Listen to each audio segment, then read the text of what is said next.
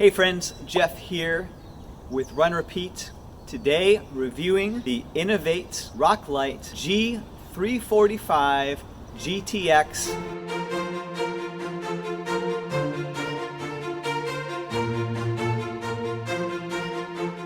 This is a fast hiking boot brought to you by the people at Inov-8. And so I'd like to share with you a little bit about my experience hiking in these for the past few weeks and getting a few miles in, a little bit of a wear test from my perspective.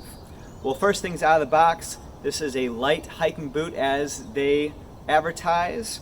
This is the brown and red color scheme, although in my personal opinion this is more of an olive green color than anything else. But right out of the box you're going to get a very light, very flexible boot compared to other traditional hiking boots.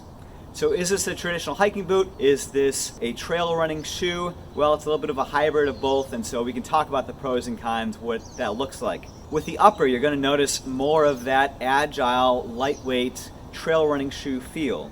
You got mostly mesh throughout the upper, which provides for a lot of breathability. You have the Gore-Tex insulation, which provides some comfort with the elements, which we'll talk about in a little bit.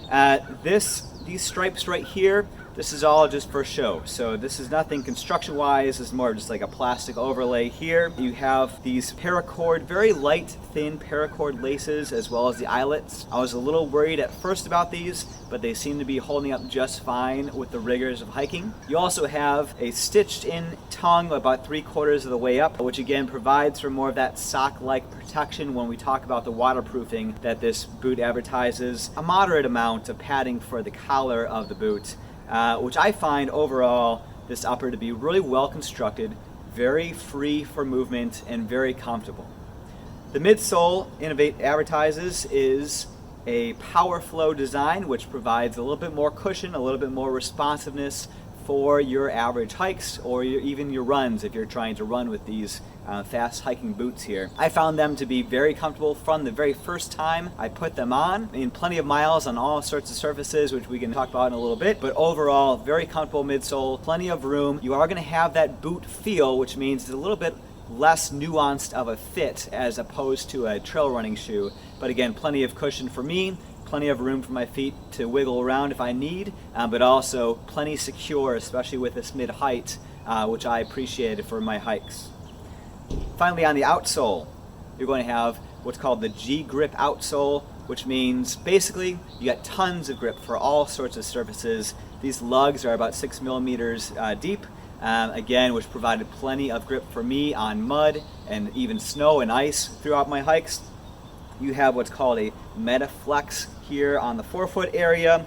You have the Pterodactyl heel area here, and again, the G-grip outsole is basically how it comprised the entirety of this outsole. Let's talk a little bit about slippery rocks on the creeks and the rivers here in the Pacific Northwest. I did take a few tumbles with those, but otherwise, for navigating across streams and rivers, that sort of thing, the Roclite GTX 345 just did plenty good here. So the one thing I was disappointed with, however, when I was able to get these out in the different elements, is that even in some moderate rainy hikes, this waterproofing that I was hoping for with the Gore-Tex treatment just didn't really hold up.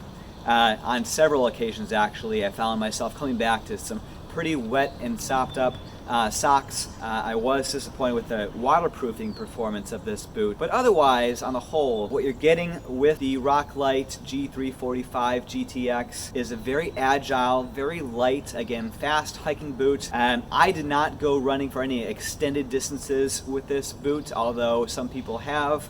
I'll leave that up to your experience.